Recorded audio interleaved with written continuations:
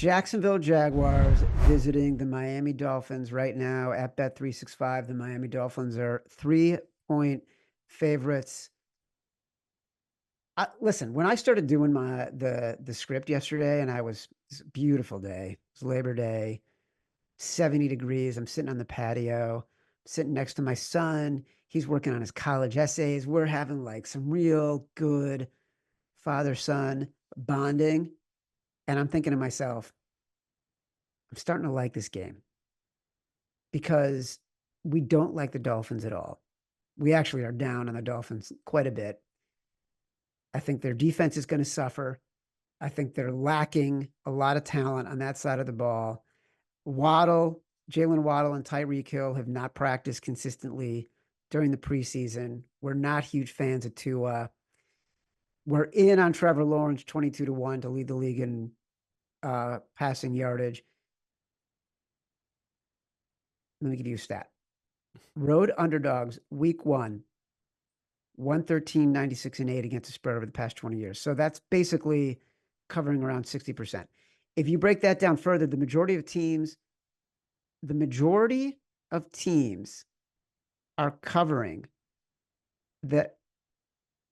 I'm not phrasing this right.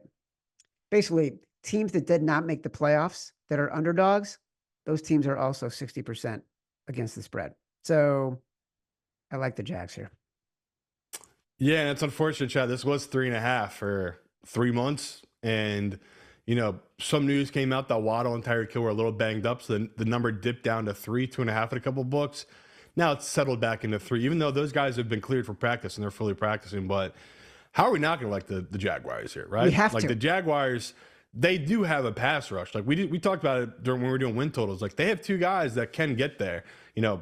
Say what you want about the Jaguars and their weakness in the middle of the field, right? Their linebacker position, but they have some good edge rushers. And we're talking about a Miami team that their offensive line is a weak point for this team. Like if you're spending all that money on your number 1, number 2 receiver and your quarterback, you're going to have to go cheap in other areas. And one of the areas they went cheap is offensive line. So the issue here, Chad, is weather. Like finally some weather talk, but Miami might have a monsoon for this game. And we made a rule a year ago, and it's been good to us. We do not ever bet Trevor Lawrence when it's downpouring rain. The guy, he fumbles. Like, this is a negative thing. I know Warren Sharp had an amazing article about it, that he is one of the most turnover-heavy quarterbacks when it comes to fumbling. Like, he's just a guy that when the weather is bad, he does have major turnovers. So that, to me, is I was going to make the Simon Says. I'm not going to, just because I don't want you to bet that now.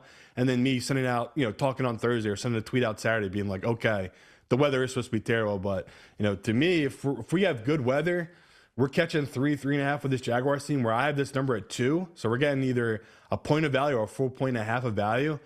I love the Jaguars, especially we didn't even talk about their offensive side. Like all their pieces are there offensively. Like, everyone's fully healthy right now on this Jaguars team, where the same can't be said for Miami. It feels like they're coming in a little banged up into this game. So I'm shocked that this number went back up to 3. I thought it for sure would stay down at 2.5, but I'll take the value. I'll take the 3 on this Jaguars team. Yeah, look, don't forget the Jags last year, midseason, before Trevor Lawrence got hurt, they were leading the division. That was going to be their division. And there's a different conversation around the Texans if the Jags win that division and Trevor Lawrence doesn't get hurt. So, yeah, we're going to take the Jags as long as there's not a monsoon. You're right. There are very few absolutes in life, Simon. 1, you don't eat sushi that's been sitting out for more than 48 hours. 2, you don't bet Trevor Lawrence in a monsoon. There you go.